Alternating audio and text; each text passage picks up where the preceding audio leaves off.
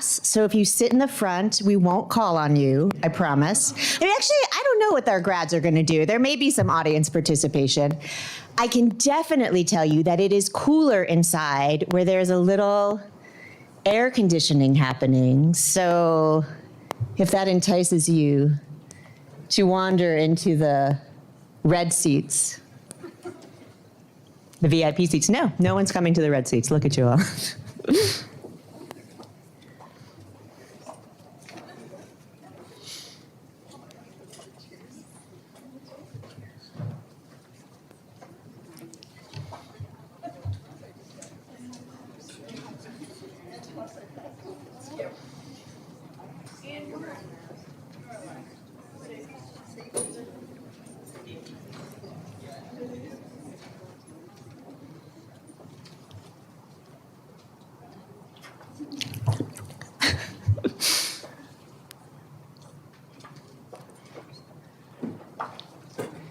And I now have like really made you feel like it's a class because I'm like waiting. Is everyone seated now? Take your notebooks out.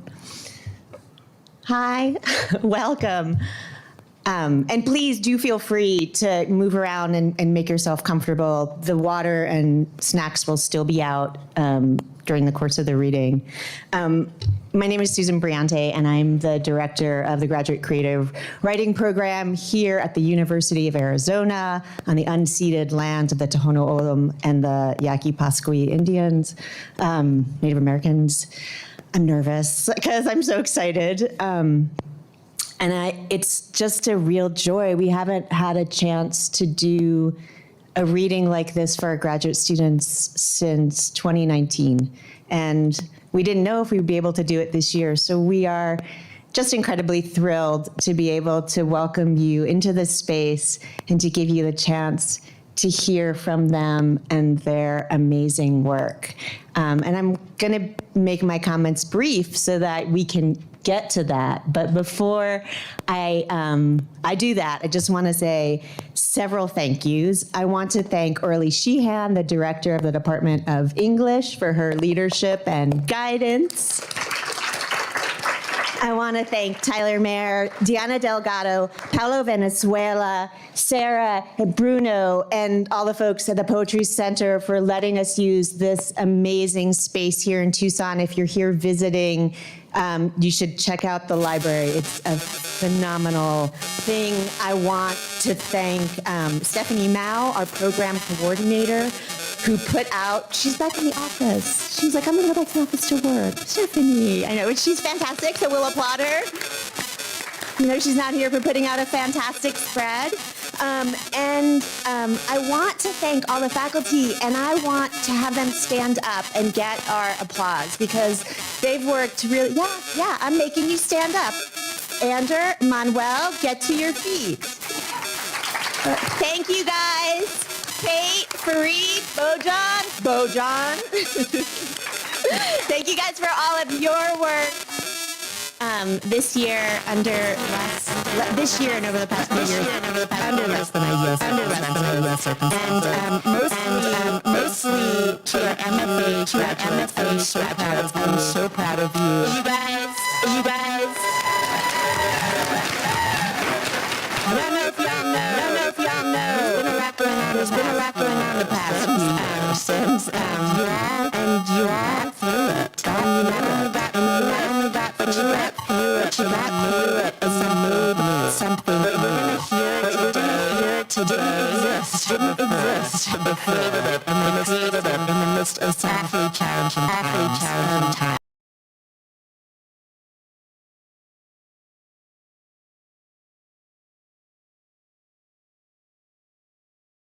Going to introduce our MC for the rest of the reading, a second-year MFA student, a writer from Ohio. Jeremy Hensley is a self-described bimbo trapped in the body of a divorced father.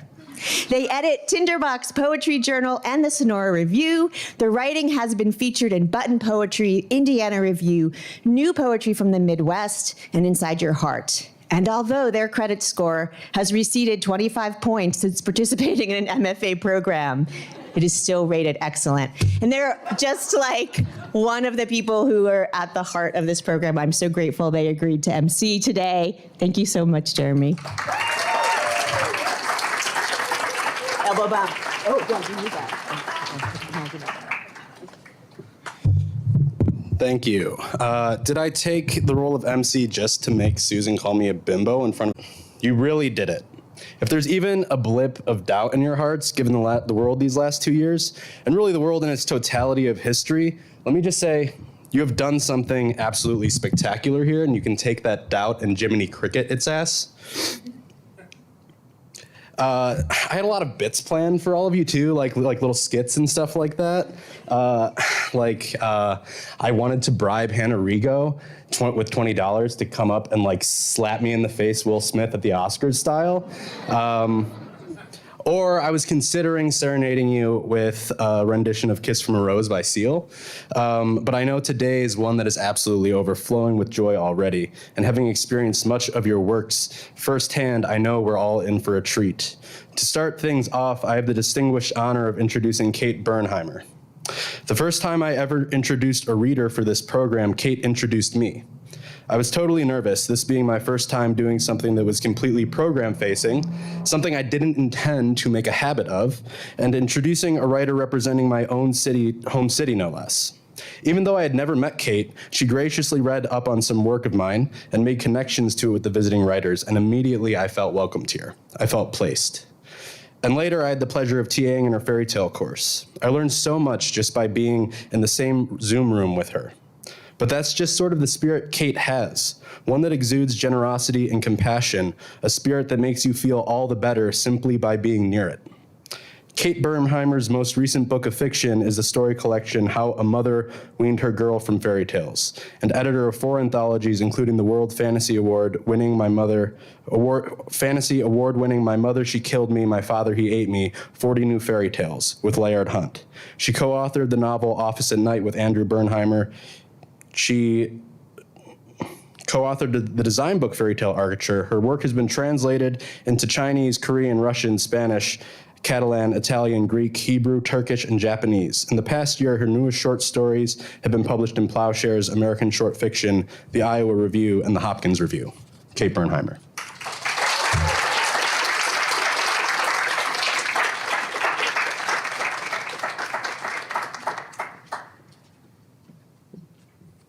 It's good that this isn't the Oscars, because then I would have tripped on my way up here, right, in my gown or something. Thank you, Jeremy. I'm so moved by everything you said. And let's have a round of applause for Jeremy again, and for Dr. Briante for program directorship in an emergency state. Writers, friends, family, members of the University of Arizona community, allies of art and ideas, it is my pleasure to have been asked to address our 2022 MFA graduates. Their ingenuity in the face of great changes as they took place in our program and in our lives has been truly exemplary. And it feels like a win for the entire program to cheer them on here. A friend reminded me this week of something the author Rachel Cusk once said, which is that there is shame in creating an object for the public gaze. But why should it be so? To risk being misunderstood, judged, dismissed, ridiculed, mistrusted, ignored, and to risk being admired, praised, worshipped, feared, desired, and envied is the risk anyone takes when they wish to be known, to share meaning. When I was 15, one of my favorite poets was Amy Lowell. My best friend and I used to go to the Mount Auburn Cemetery near the town where we lived and recite her poems and do amateur choreography. We felt no shame. Lowell writes, taking us by and large, we're a queer lot, we women who write poetry. And when you think how few of us there have been, it's queerer still. I wonder what it is that makes us do it, singles us out to scribble down, man-wise, the fragments of ourselves. That is the beginning of a poem called The Sisters, which imagines conversations with 3 poets, Sappho, Elizabeth Barrett Browning, and Emily Dickinson. describes their poetics, and finally diverges into Amy Lowell's vision for verse. She dressed in men's suits, smoked cigars, and had what was then called a Boston marriage, a woman as a lover. In her time, she was ridiculed personally, referred to as the hippo poetess, which I think is actually a pretty great moniker to reclaim, but it was used unkindly. Even as she achieved recognition for her imagist poems, which proposed a new way of thinking to writers, which was to welcome any subject to artistic writing. Nothing should be excluded. Every sentiment brought into the light of the poem. It is said she was closeted in the poems, though in life, outside of her art, she was very open with her female lover. But by my reading, she spoke her truth in the poems, which were benevolent to all emotions and all parts of herself in her psyche. While she wondered what it was that made her do it, scribble down fragments of selves, she was not ashamed of it, nor should you be. In 1916, Lowell published Patterns, the poem of a lifetime. The speaker has lost her fiancé in war. She's traumatized. I walk down the garden paths, and all the daffodils are blowing, and the bright blue squills. I walk down the patterned garden paths in my stiff brocaded gown, with my powdered hair and jeweled fan. I, too, am a rare pattern. What fascinates me now, revisiting Amy Lowell, to whom poetry history hasn't been kind, is how kind her work is to the reader, even in the face of great cruelty, whether war or homophobia, in her time. She was not ashamed to be an object for the public gaze. Did she feel shame? Was she ever hurt in her lifetime? We can only imagine the answer is yes, but in her poems, she did not express shame about her own truth. She dressed her emotional ethics up in theatric aesthetics as a gift for the public, for a reader to share, to feel acknowledged within. In all of your work, and in your dedication to your students and to your peers, you have shared your rare patterns with us. We have seen you research and write ambitious books under global and local duress and endure our appraisals of these, for even positive attention can interrupt the reverie we need to discover our art. The past couple of years, you've done the impossible, somehow flourished together, collectively and generously, with your lovely and uncanny blooms. I awoke this morning from a dream about the 4 thesis writers whose committees I was honored to be a part of, where in the dream, they were represented by, respectively, and you can guess which one is you, the desert varieties prickly pear, ranuncula, queen of the night, and hedgehog. That is a cactus. The rare patterns of your stories, novels, essays, and poems have taken root and given us meaning, and will continue to do so from here. Do not be ashamed of your instinct to create and to share an object with the public. In the spirit of the mystical tradition of Tikkun, you will leave the world better than it was with your word gardens. Warm congrats to everyone graduating this spring, and my deepest thanks truly to the family, friends, and to all of our students for supporting these writers as they moved through the program with courage and heart, and will continue to do so from here. Congratulations, MFA, class of 2022.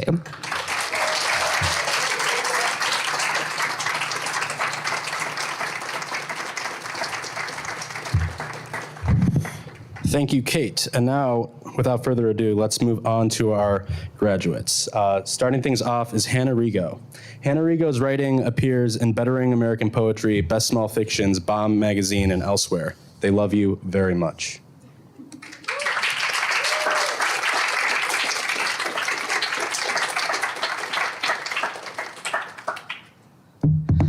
Yay! I'm reading 3 of the only poems that are really in my thesis. Questions. Are horses megafauna? What meat lives past its extinction? I am confident, sans citation, that Neanderthals and early modern humans crossed paths once outside the cave, dragging identical deer scraps toward the dim-lit bone pile. Had no one thought yet to boil them in water? Which pre-person ran from or toward the other? I imagine they lock eyes, drift slowly backwards toward their peoples, trying each to communicate what had occurred. What vocalizations? What fear? How many colonizers both live and die poor? At Knossos, I walk the path made just for me through ruin, the dust sacred. The rocks, too, are rubble and are protected. To sit on one would be to layer the wrong history back over it. It's impossible to know, even with a guide, which paints are real, which means from then, and which are fake, which means from now, as all the red columns are unbelievable.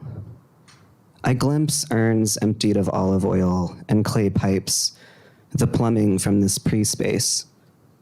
I dream I vault a bowl like a woman. I dream it means something. 3 ways to win. 1, on a cartoon island, I plant sugarcane and wheat. Cows come to live as my friends in the harvest. I make a fruit sandwich and set it on a cute table. Leaves fall at predictable intervals, and I catch them in a net. I can make an umbrella or an umbrella stand, but not slip one into another. The animals in this world are always on vacation. I build them a cliff and a diner nestled in it. Catch an animal while it's young to make it fight for you or sing or exercise in the morning, to earn points to transfer into a fishing pole made of sticks. From gold ore, I make a stack of gold bricks. I buy a suitcase full of money. Press A to open, press A to close. 2, get this. A goat CEO steals the world's milk with the intent to flood the capital. He shuts down dairy production, of course, because he is hell-bent on creating his own global empire. The cow CEO kidnapped the only clue, some feta cheese, petrol or coal, salt or diamonds. Of course, a goat wouldn't destroy the grasses. We eat. Of course, a goat eats and sells anything. No butter on toast, no ice cream, no cheddar cheese, and nothing but dry cereal. Nothing can stop me now. As Fox, we snoop the cobblestone of fake grease and play poker in a basement bar to gather information. We point and click. We find codes and fortune cookies and cow stomachs. We break into the weapons manufacturing plant and don a yellow jumpsuit, a disguise. The plant is also a dairy farm. In one possible timeline, we disconnect tripwires to steal the technology we need to dismantle the weapon, a giant milk carton. 3, my neighbors burned me a floppy disk of an unnamed game in which endlessly spawning ants crawled across the screen, and I got to choose how to kill them. I hit ants with hammers, crushed ants under legal stamps, drowned ants, burned ants, covered ants in paint. But they kept coming back. Okay, last one. The always. In the museum, viewing the casts of bones kept somewhere else, I know. As the birds choked out by wild smoke drop, exhausted or starving, out of the sky all across the Southwest, I know. As there is no way to arrange the truth that does not involve leaping, I know. As power is the worst technology, not natural, though inherited, not the violence of life, but its corruption, I know. Being caught in the invention of history, I know we could die different, I know. We didn't will ourselves into personhood. We happen into it. I know whatever life needs emerges from whatever is left. Humans moved around the world for 2 million years without colonizing anything. I know this too. I know we survived because we collaborated. Time unwinds through disasters, most of which are outside our control. Whatever we do, 100 million years from now, we're dead, and what we aren't is unimaginable.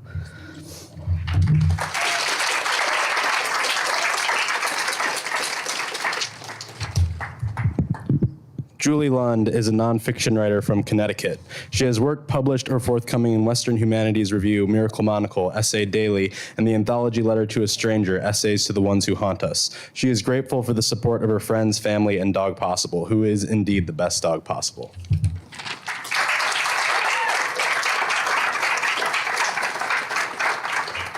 Thank you, Jeremy, and thank you, everyone, for being here today.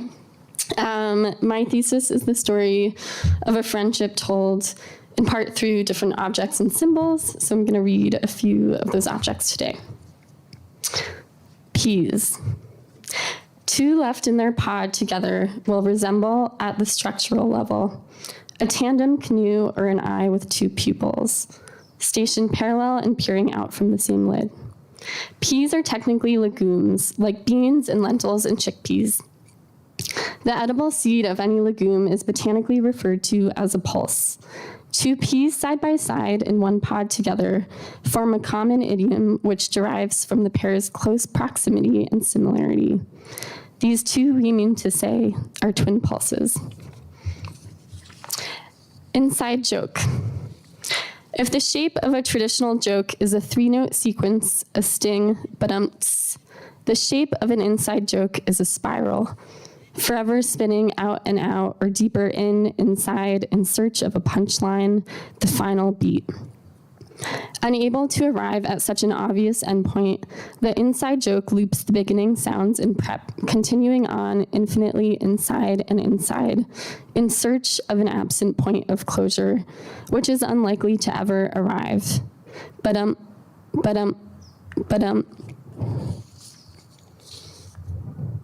Hearts of palm. A palm reading, a delineated feeling. An adult heart is the size of two fists, one hand held clasped inside another. A child's heart is the size of a single fist, closed up tight around nothing itself. Zipper. Sometimes the reason for its failure is apparent. One of the teeth has bent or twisted. For this separation, you can use a plier. Be gentle and go very slowly. Sometimes another obstruction is obvious. A different material has gotten trapped in between and must be surgically removed to clear the path. And sometimes the fault is with the slider itself, the central mechanism which makes closure of the unseen puzzle, which aligns both sides and gives a slight push so they slip together into one. Hook hollow, hook hollow. When something is unzipped, like a sweater for instance, it is easy to see that the zipper tracks are not actually skeletally side by side, but in fact live on opposite ends of the cloth. Some days, like when a cold wind blades through, the distance between those two loose tracks will feel monumental, staggering. This is the last one, and these are all snippets collected from the Tucson Craigslist misconnections over the past 3 years, which I read all the time. Misconnections. At the Walmart, the library, Princess at the UPS, Overlook Upper Trail, AutoZone, Starbucks, Wilmot, Tucson Mall, eyelash buyer in front of Sprouts. You picked out a container of strawberries for me. The takeout counter at Holy Smoking Butts. 8-man shirt, we met on the plane. Hey, I was looking for you at the park. I complimented you at DSW. Met you at car wash. Long shot, but hey. Long shot here, but what the heck. Can't stop thinking about you. Lost touch. Thanks for the coffee. When I left, your dog followed me. Take a chance. We were both checking out at Fry's. We both are looking for a good Dijon mustard without all the added ingredients. Tell me what you ordered, what I was wearing, or what kind of vehicle you were in. Describe any detail that would let me know that it's you. Interested? Missing you. Lost my walking partner, missing your smiles. I can't help myself but miss you and your dog. I miss our talks about everything too, and our time spent doing little things that made us happy. I miss you, beautiful. It's been, 8 years, and I still miss you. I hope you see this, but doubt you will. Why does Craigslist keep removing my post before it ever gets seen? No offense to anyone out there, but I am not wanting any replies unrelated to the person I am hoping to reach. Grief is an irreversible current of sadness when you miss your last opportunity to be there for someone. I wish you wanted to be with me. I still think about you every day, but I wish I didn't. Hope your life is going well for you and everyone in it. I still want to apologize for being a jerk. I hope time will be able to bring us together again. I will be waiting for you. I love you and always will. All my love forever. I miss you too. I did it.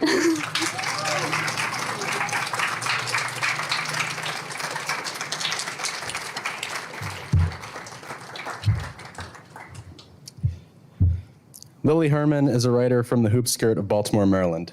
She writes about widowhood, movies, and commercial salmon fishing. Her chapbook was released by Dryad Press. She has very good and very bad taste.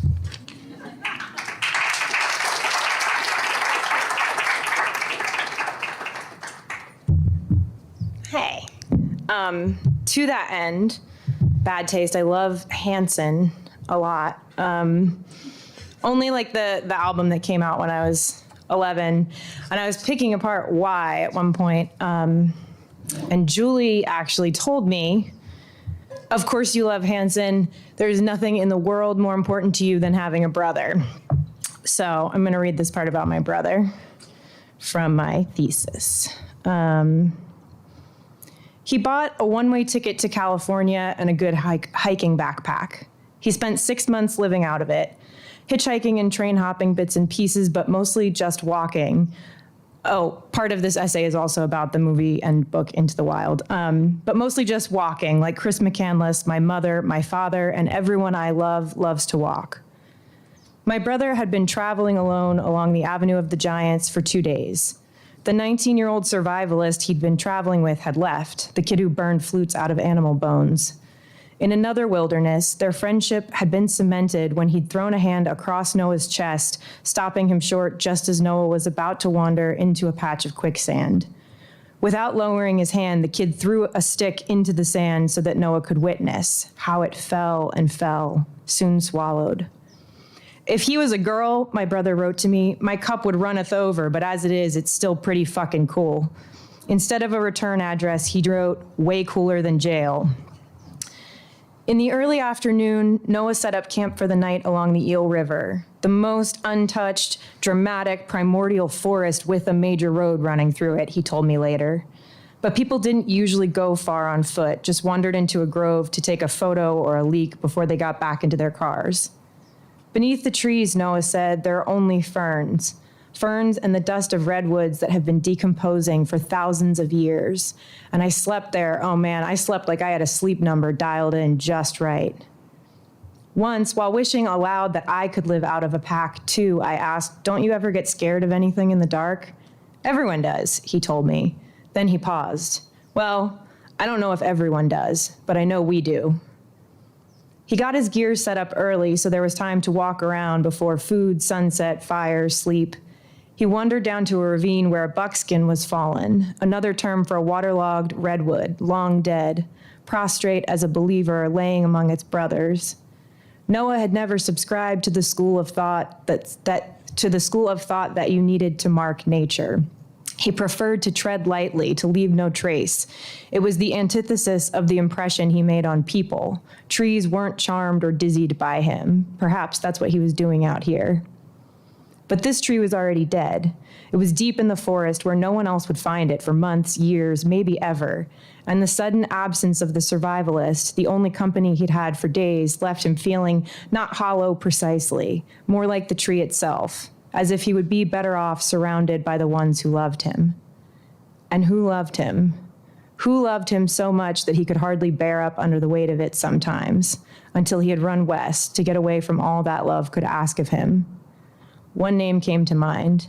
He took out his pocket knife. He felt the soft flank of the tree with one hand, worked with the other. Lil should be here, he carved.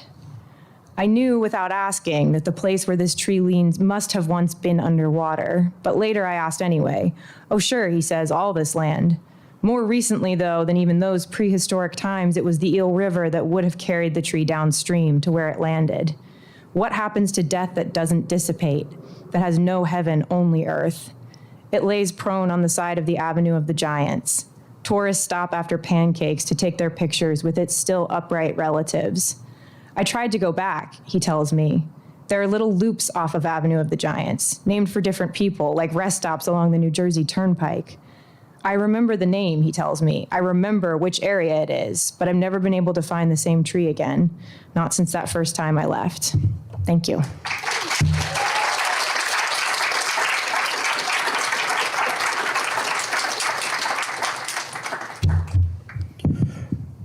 Joy Masset writes and illustrates a smorgasbord of weird and fantastic fiction. They have a blog, so go look them up.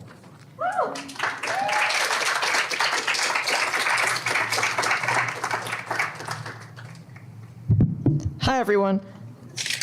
I'm going to be reading a short excerpt from my thesis, which is a work of fiction called Shudder and Quake, which is about a girl growing up in a magical and imperialist hellhole. So I'll go ahead and read. And this is from chapter 1. The rain was pounding, and the world became a shivering series of gray-blue veils. Most of Letty's family had left the beach in a hurry, their blood-red clothes blackening, then fading behind so many curtains. Letty and her father were the only ones left, yet father grumbled about how they would let the weather get this way.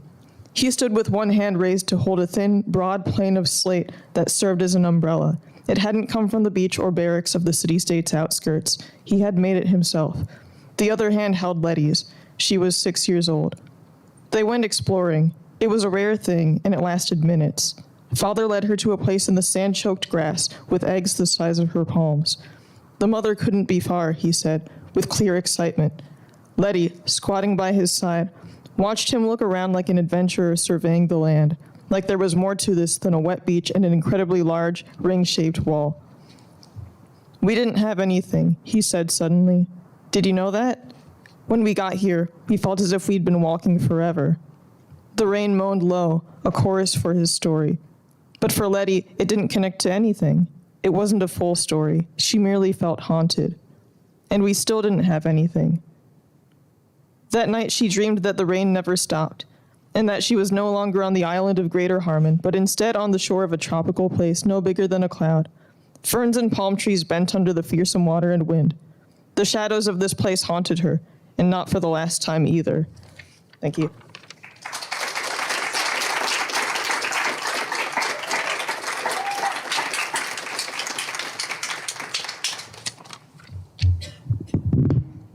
Jacqueline Cipovic is a writer from Michigan. She is still mastering the fine art of drinking enough water throughout the day.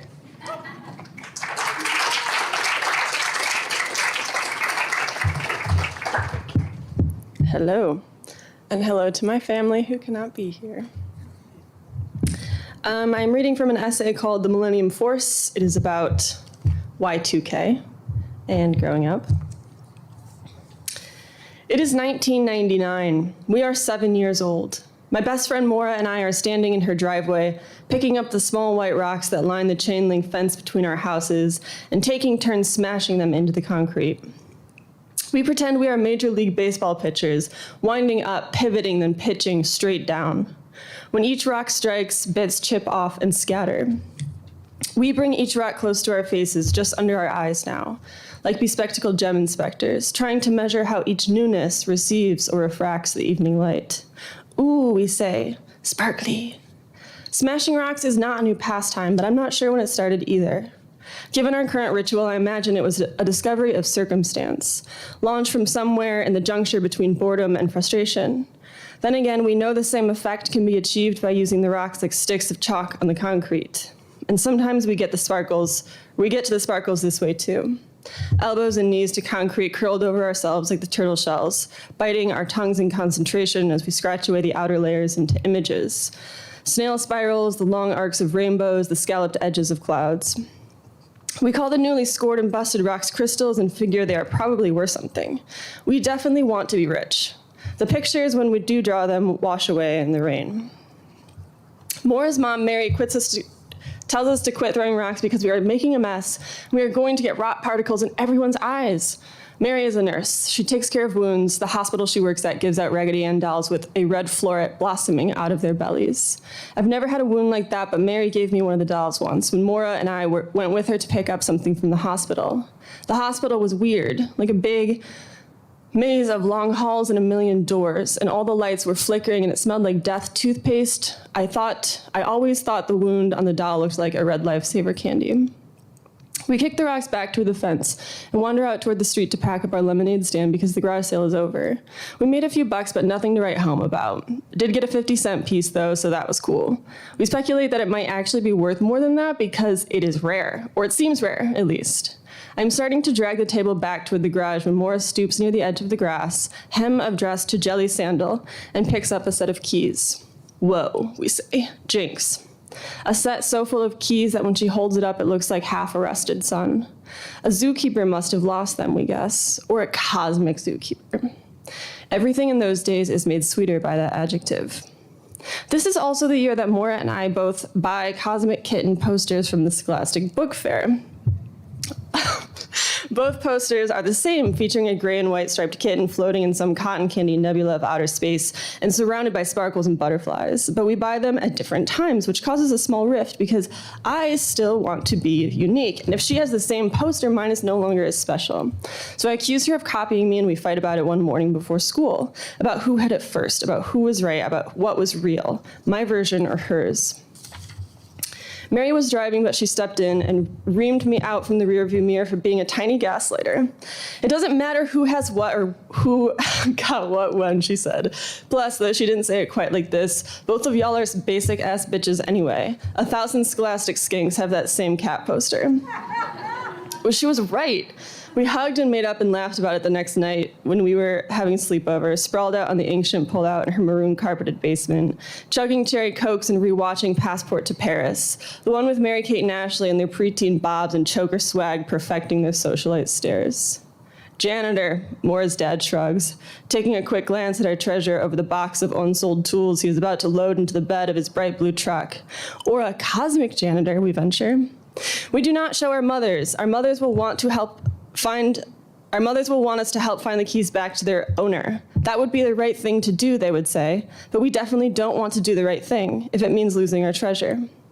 Like any secret worth keeping, our first instinct is to bury it. We put the keys in a box. On the box, we write secret box, wrap it in blue masking tape, and draw a skull and crossbones as best we can. Do not open, we add, just in case the message is not clear. Poison, we also add, for effect. By the time the box is ready for burial, it is getting late and our parents are calling us back to our respective houses, so we agree to bury our treasure the next morning. Night casts its doubts as much as we need it to, and we wake up with a firmer sense of what we need to do. Definitely still not return the keys, but maybe we shouldn't bury them yet either. Remember the last time we went digging? Ah yes, I remembered. My older sister and Justin, another kid who the babysitter watched, lined up the bones in a blanket like a paleontologist might. A whole dinosaur, we marveled. A whole cat, our babysitter cringed. Plus, we might need the keys sooner than later. We cut open the tape and over the course of the next year make ritual deposits to the secret box. No more keys, but we add any foreign currency we can find or we find ourselves in possession of. Canadian quarters make up the bulk. They are roughly the same size as American quarters, and they are pretty much just regular quarters because gumball machines accept them, but still. Mora adds some pesos that she got from her uncle. I add a single yen that I got from mine. Our logic is this. Wherever those keys work, we say, shaking our heads left and right, the way our mothers do when the truth is less than what they want to believe, there will be so many doors. We don't know where those doors will lead, and that is fine, but maybe they will lead to Mexico or China. Wherever they do lead, though, we figure we are probably going to need some cash once we arrive. Cosmic was the carnival gloss on whatever vastness was out there. It is 1999. We are 7 years old. The Matrix has just come out, but I do not yet know that the Matrix has just come out. I am, however, practicing slow motion backbends not long after. A trickle-down reference, I imagine, from a girl named Carolyn, who I carpooled to gymnastics with. Her mother at the wheel, freshly permed, if not her hair, then at least her aura, and blasting whatever radio station is playing Cher's Believe on the quarter hour. I am intimidated by Carolyn. She is better at backbends and can rock a backwards hat and Angel Kitty t-shirt in a single stroke. She is the first person I know to get a Furby and the first to detail its violent demise at her own hands. Pens shoved in ear holes, then thrown out of her second-story bedroom window.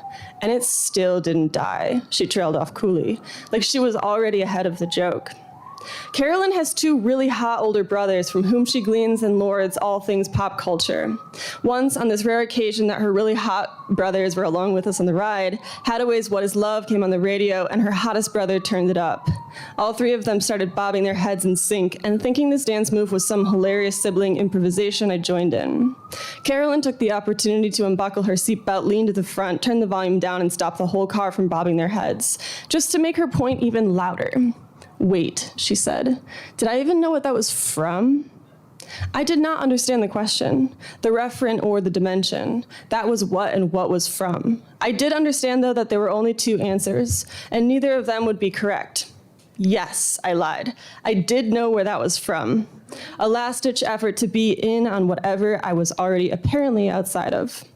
Then tell me, she prompted coyly, twirling me around her little finger like she did with her own natural spiral curls. What is it from? I have no idea. I am into Sailor Moon and silver crystals that can save the world. Okay, and maybe a few others that can be sold for profit. But Carolyn has already graduated to cocaine. Not snorting it, but rubbing her nose the way Will Ferrell does when imitating the Eurodance cokeheads in his perpetual satire of cool, a la Night at the Roxbury. Those sparkling layers of referentiality and satire are all lost on me. But I'm not so sure that some of them are not actually lost on her too. Still, Carolyn has made it clear. She has something that I do not. Not copious amounts of foreign capital, but currency nonetheless. Carolyn can be a real cunt, but she isn't all bad. She's a little kid. I'm a little kid. She's also a bully from time to time. But I can see her just trying to find her own way in, a way into what is already surrounding us and pulling us into its folds.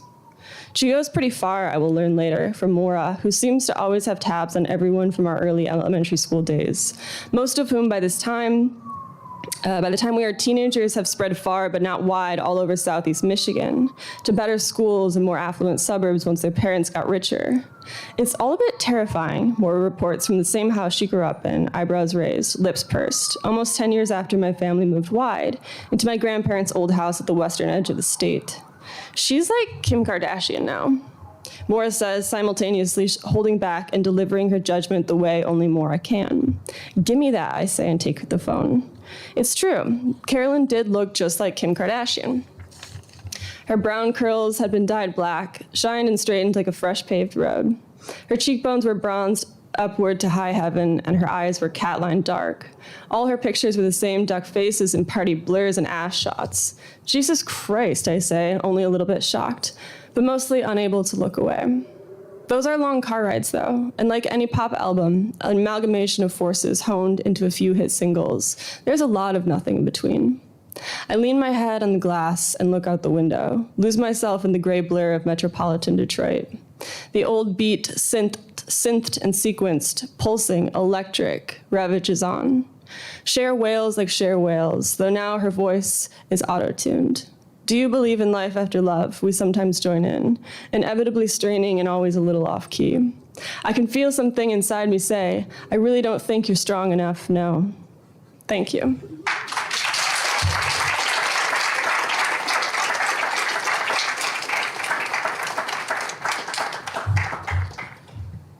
Hannah Lawless likes the feeling of grass on bare feet.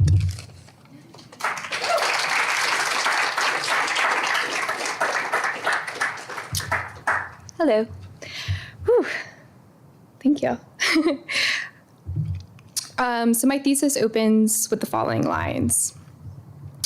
I've given my OCD a new name here, the little ghost, a lightness on my tongue, though I think it undeserving.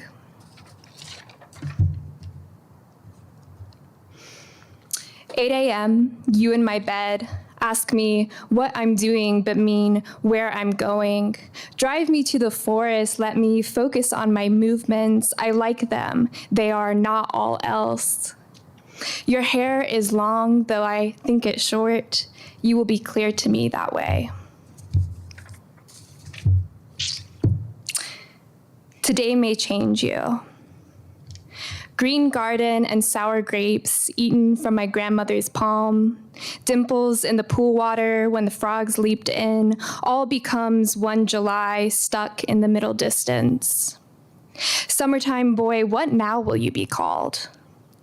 I have been keeping stock of the freezer, hopes for better weather, concussed and bare-chested among cicada sound. Long, languid hours, my mind is a sifting machine for before and after. Summer downpour, my toes squelched mud. Which hour now will become another hinge? Often I fear moving any direction at all, but my heels sink in.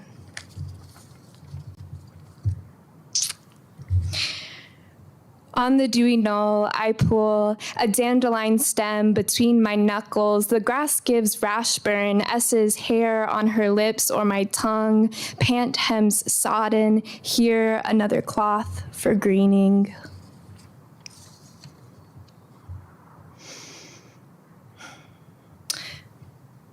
Sunspots. The little ghost's fears are today implacable, could fit the shape of any object or human like water. The places where the fears puncture, bruise unglossable, noise of contact amped up. I beg the little ghost a different reality constructed. The little ghost is all eyes on the sunspot.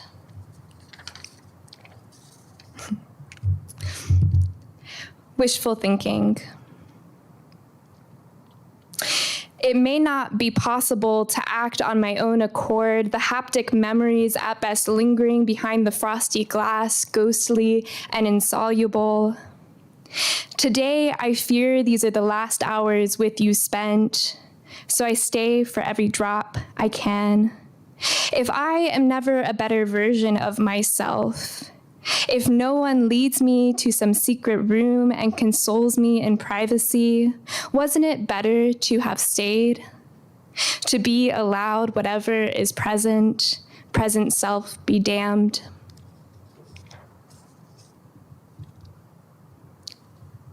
Aftertouch. It is not as though I am negative space, the air between you and you.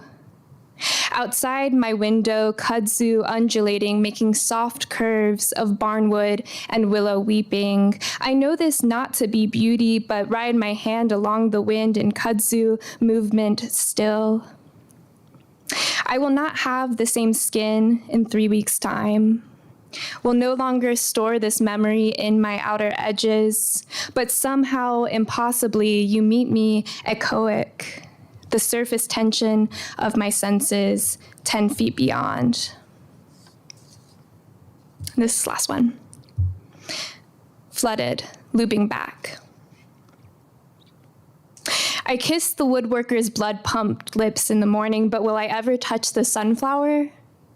It's the weaver's birthday, and we encircle her. I run my fingers through the grass. This is how the grass feels. Why should the photo matter? I carry the sunflower within me. Thank you.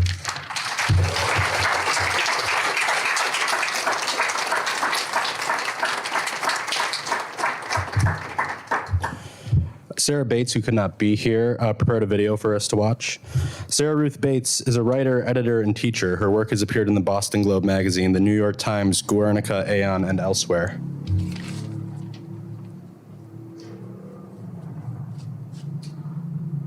Hi, I want to first say thank you so much to the Poetry Center and to Susan Briante for making this virtual reading possible. And I want to say congratulations to my cohort. So excited that we made it to this point. Okay, so I'm going to read from my thesis, which is called In the Boneyard, and is named after this section. So it's all kind of self-explanatory. One winter, I visited an airplane boneyard. Boneyards store and recycle airplanes that can't fly anymore. The one I saw is the world's largest military boneyard in Tucson, Arizona, where my family and I spend Christmas. We had a free morning, so I asked to go.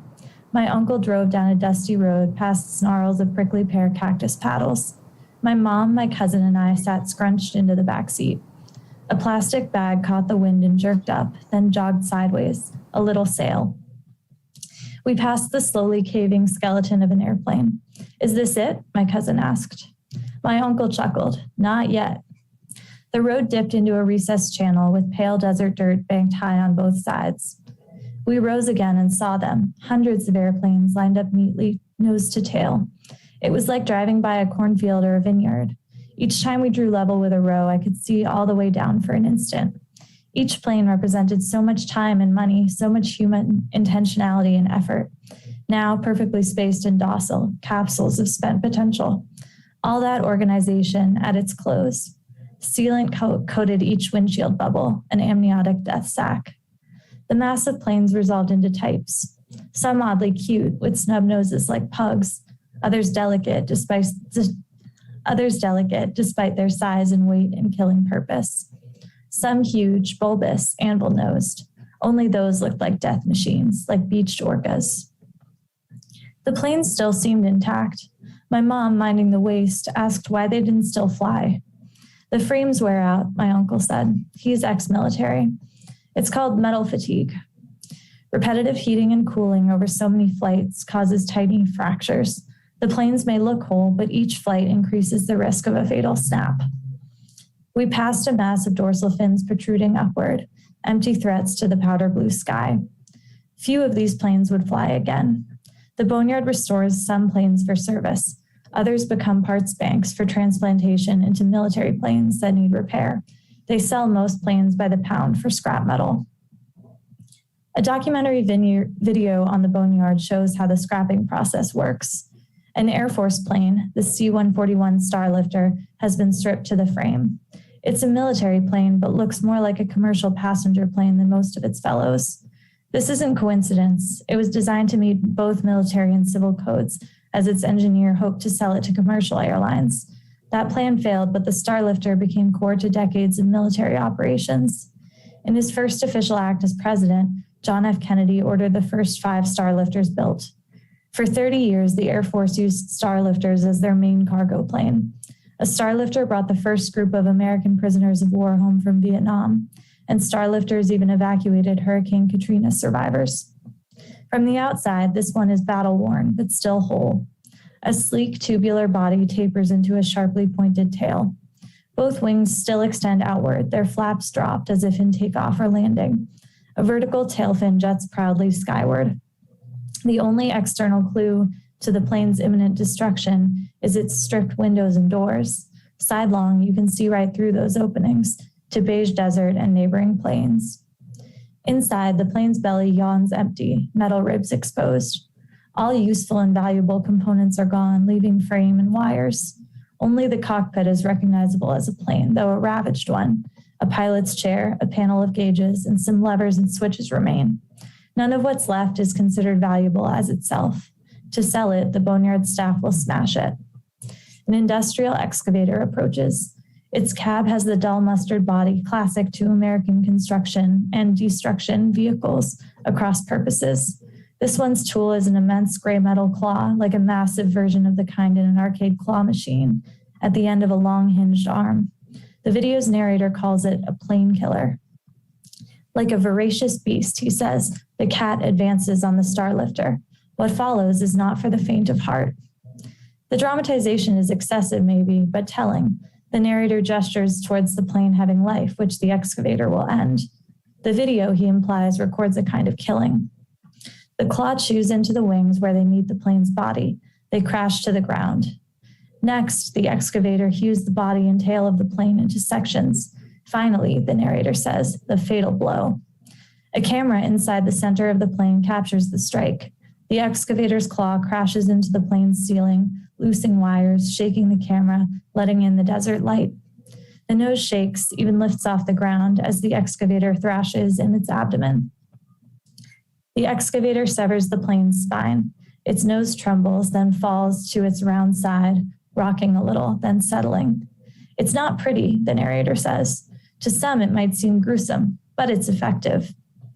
Staff can now lug the plane's parts to the recycling area of the boneyard to grind them smaller so that they can become the dispersed parts of new useful wholes. In the recycling area, the claw crunches the sections of the Starlifter, turning its remains from parts to piles. An automated multi-step process sorts those piles by type.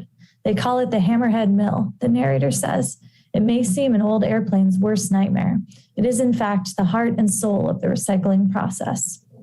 So the recycling process has a kind of personhood, too. This narrator seems generous with individual identities, even symbolic ones. But I love the idea, though it's offhand, of an airplane having dreams. Thank you.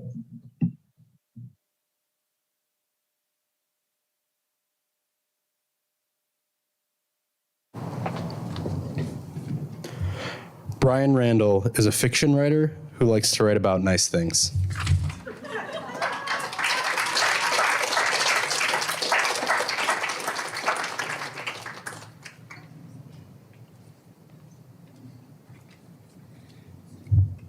Okay, I'm going to read a couple scenes from a story from my thesis called Fur. It's about a couple of fur trappers who head up into the high wilderness to retrieve the body of their friend who they had to leave behind during a snowstorm the previous winter.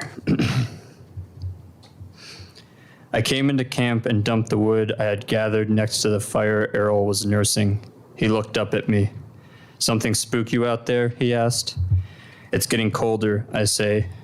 I squatted by the fire and held my hands toward it. I had only just realized how cold they were.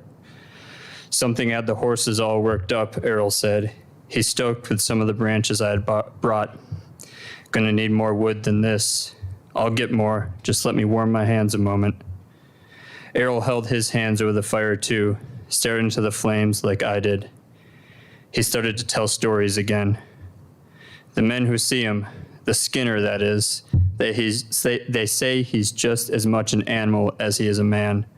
Say they can't quite place it, like their heads can't quite put together what their eyes see. Something about him is animal, something man, and something neither. They say he's got a man's face, but also no face at all. They say it depends on how your gaze strikes him. Sometimes you see human skin, sometimes nothing but dirty, matted fur. He walks on 4 legs. He walks on 2 legs. I occupied myself with the flames, tried to let my mind drift away from Errol's words, but my thoughts kept snagging on something, pulled back to repeat themselves. 2 legs, 4 legs, 2 legs, 4 legs, 2, 4, 2, 4, and the shape in the trees the night before flickered with them. 2, 4, 2, 4, 2, 4, skin, fur, skin, fur. My fingers had crept closer to the warmth of the fire, and suddenly they were too close. I pulled them back from the heat. Errol was still talking, telling more stories, knives and skin. "I'll get us more wood," I said, standing and turning my back to him. Firelight through the trees, the aspens quiver around me, 2 figures sitting across the fire from one another. The night bent overhead, all stars. The aspens moved, something moved in the aspens. Errol sat by the fire, his back was to me. "We are being followed, there's something hunting us." I approached Errol from behind. "I know," said Errol. He didn't turn to look at me, just looked across the fire. The stars stretched in the sky. The whole sky seemed to buckle. The aspens shook beneath it. They could see everything. They were covered in eyes. Their roots spoke beneath us, a burl of whispers. "This is a dream. We are in a dream." Errol looked at me from where he sat across the fire. He nodded. Something was coming up behind him through the aspens. I could hear its breathing as it drew closer. The grove felt my dread, knew it, rattled with it. It stood behind Errol now. He was small before it. "I would like to wake now. I would like to stop dreaming." Errol looked at me, his face twisted up from the fire, eyes full of firelight. Behind him, it breathed heavy and slow. "You can't wake," he said. "You can't wake because this isn't your dream." Blood pounded in my head and the stars spun in their sockets, and I tried to look away from the vision across the fire, but I could see too much at once. "Do you remember where it was? Can you find the spot?" I asked Errol. The sun was up, too weak to be of much use. It had warmed little over the course of the morning, a day stillborn. We broke down camp, packed our saddlebags. "I remember," he said. "We should reach it by midday. Whether he'll be there or not, I can't say." A gust of wind came through and shook the aspens. Errol wore Lewis's old bearskin, and he pulled it tighter around himself. He looked as if he hadn't slept well. "You were certain?" I asked. He looked at me impatient. "Certain of what? Certain he was dead? Certain before you left him?" "I was goddamn certain," he said. "I made sure of it, shook him, felt for breath. He was gone." "Certain enough to take that bearskin?" "That's right. Certain enough that he didn't need it no more. That I did. I would have been gone too if I hadn't taken it off him." He drew the bearskin even tighter around himself so that only his face stood out from its hairy bulk. Thank you.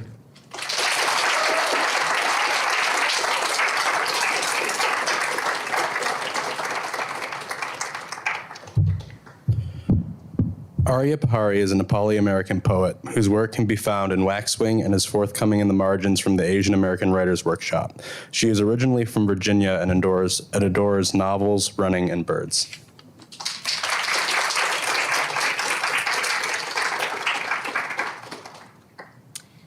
So I'll go ahead and read some poems from my thesis.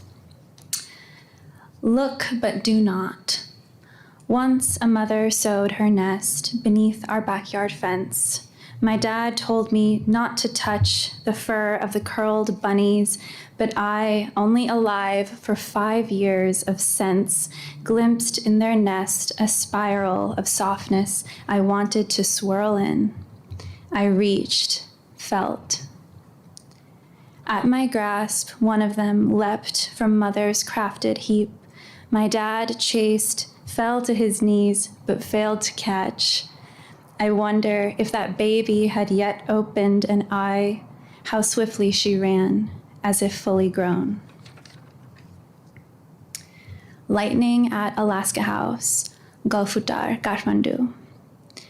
Lightning captures my room like a camera and flashes me back to the house named for each of our initials, the one our driver steers us to after we leave a gathering that, if parents, aunts, and uncles allowed it, could have spilled into the next morning.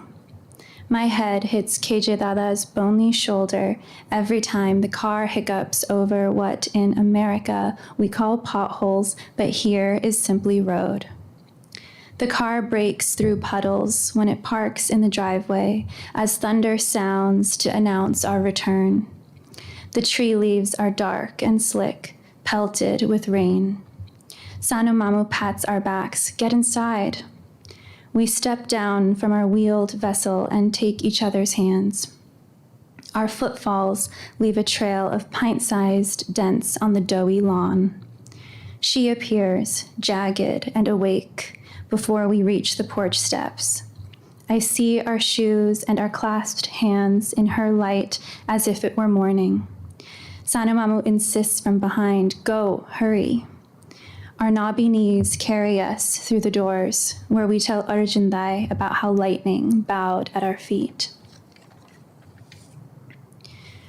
When I try to envision our atmospheres merging, my planetary body summons only exosphere. Scorn-shaped mouth where a river once ran bares teeth at the absence of rainfall. Heirloom. Water cannot bruise unless there is cloud cover. My parents swathe a child in boto surua. The fabric holds me like water up to my chin. A herd on the highway. I heard my parents from below the floor, night before the beach trip. I was in the orchestra pit, strings attuned, bow suspended.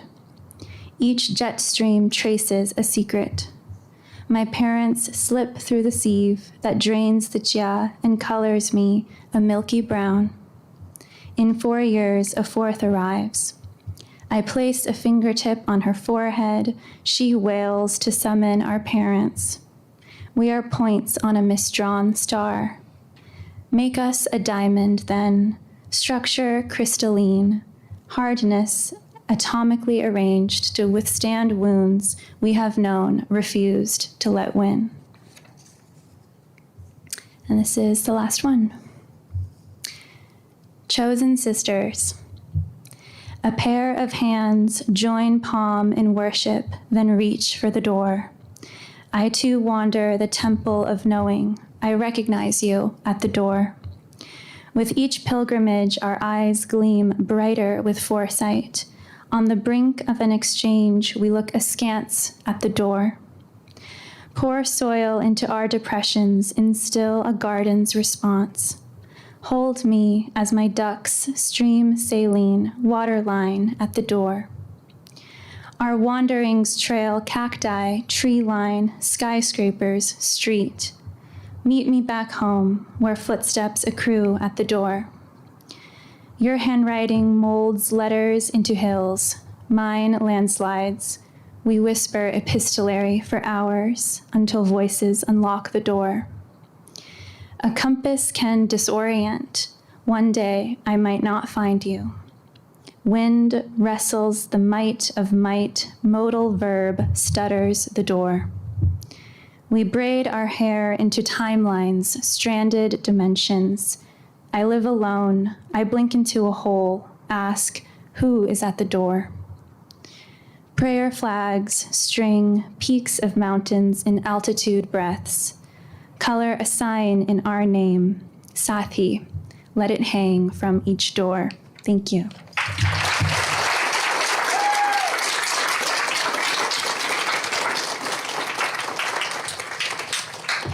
One more round of applause for all of our graduates today.